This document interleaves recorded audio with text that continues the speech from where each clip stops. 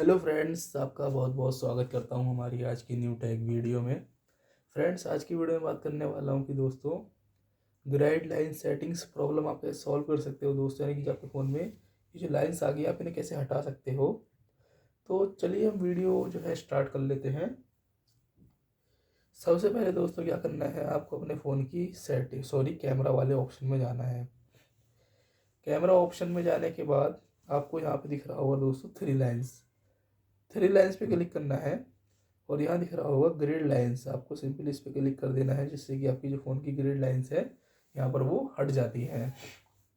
इस प्रकार से आप अपने फ़ोन में grid lines camera problem settings आप सॉल्व कर सकते हो।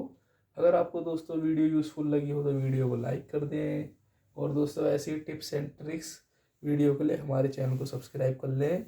और ऐसी अगली वीडियो के साथ हम मिलते हैं आपको अगली टेक वीडियो में। तब तक के लिए बाय बाय।